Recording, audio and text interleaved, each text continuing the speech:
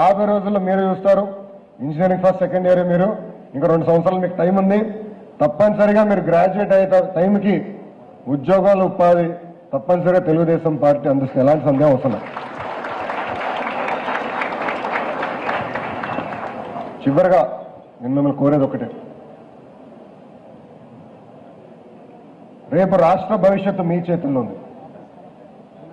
మీతో పోల్చి నేను ఆల్రెడీ సీనియర్ అయిపోయా, 33 ఇయర్స్. రాష్ట్ర భవిష్యత్తు మీ చేతుల్లో ఉంది. మీరు తీసుకునే నిర్ణయాల పట్ల రాష్ట్రం ముందరికెళ్తుంది. నేను మిమ్మల్ని అందరూ కోరేది ఒకటే, 3 వాటలు కులం, మతం, ప్రాంతం పిల్లలుగా మీరు ఎప్పుడు ఆలోచించకూడదు. నిరంతరం కష్టపడాలి, శ్రమించాలి. కష్టపడపోతే మీకు ఇక్కడ కాదు కదా ఎక్కడ మీకు ఉద్యోగాలు ఉపాధి రావు. దయచేసి మీరు నన్ను అపార్థం చేసుకోదండి. కష్టానికి దేర్ ఇస్ నో రీప్లేస్మెంట్. కష్టపడపోతే మనకి ఉద్యోగ ఉపాధి అవకాశాలు రావు. మీరే ఆలోచించండి. ఇతర రాష్ట్ర ముఖ్యమంత్రులు మీరు చూశారు, మీరు చదువుతారు వాళ్ళ గురించి. ఎవరైనా చంద్రబాబు నాయుడు గారు అంత కష్టపడుతున్నారండి? కష్టపడుతున్నారా? ఒక పేరు వస్తుందా మీకు? లేదు. ఎందుకు ఆయన ఎంత కష్టపడుతున్నారు? ఎస్, మన రాష్ట్రాన్ని అభివృద్ధి చేయాలి. యావత్ భారతదేశంలోనే కాదు ప్రపంచంలో ఆంధ్ర రాష్ట్రం చూసి, అమరావతి చూసి ప్రజలు అసూయపడే విధంగా చేయాలని ఏకైక లక్ష్యంతో ఆయన ఎంత కష్టపడుతున్నారు, నిరంతరం శ్రమిస్తున్నారు.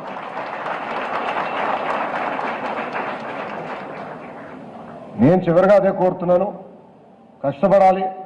కష్టానికి దేర్ ఇస్ నో రీప్లేస్మెంట్. దయచేసి ఫోకస్డ్గా చదవండి, మాయ మాటలు నమ్మద్దండి.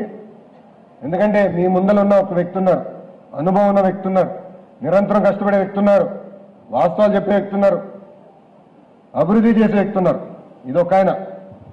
ఇంకొక ఆయన వల్ల ఇప్పటికీ 12 మంది జైలుకి వెళ్ళి వచ్చారు. బిజినెస్ మెన్లు వెళ్ళారు, ఐఏఎస్ ఆఫీసర్లు వెళ్ళారు, ఆయన కూడా స్వయంగా వెళ్ళారు. 2420 కేసులు ఉన్నాయి పైన. అలాంటి వ్యక్తిని ఆదర్శంగా తీసుకుంటామా? ఒక చంద్రబాబు నాయుడు గారు లాంటి వ్యక్తిని ఆదర్శంగా తీసుకుంటామని దయచేసి నేను మిమ్మల్ని అందరినీ కోరుతున్నాను. నేను ఎక్కువ మాట్లాడదలుచుకోలేదు, ఎందుకంటే ఇది ఓపెన్ హౌస్ కింద మీరు అడిగే ప్రశ్న ఎక్కువ సమాధానం చెప్పేదానికి ఈ ఓపెన్ హౌస్ సెషన్ క్రియేట్ చేశాను.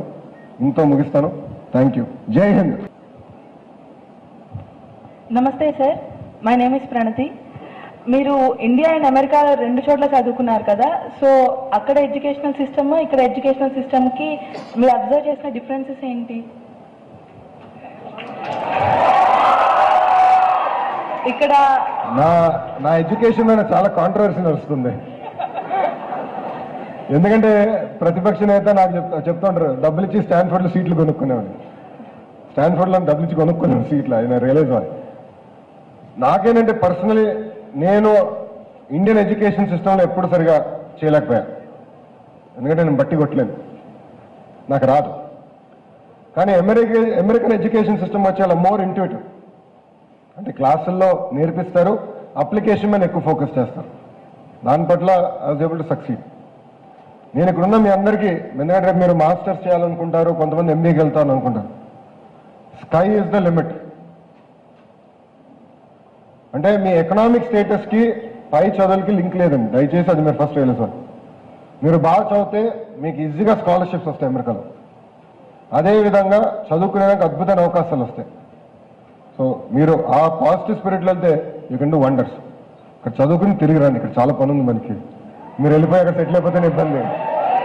మన స్టేట్లో ఎడ్యుకేషనల్ సిస్టమ్ని ఎలా ఇంప్రూవ్ చేయాలనుకుంటున్నారు? ఎడ్యుకేషన్ సిస్టంలో రిఫార్మ్స్ కావాలమ్మా. 100% we need to bring in reforms. There is no second thought.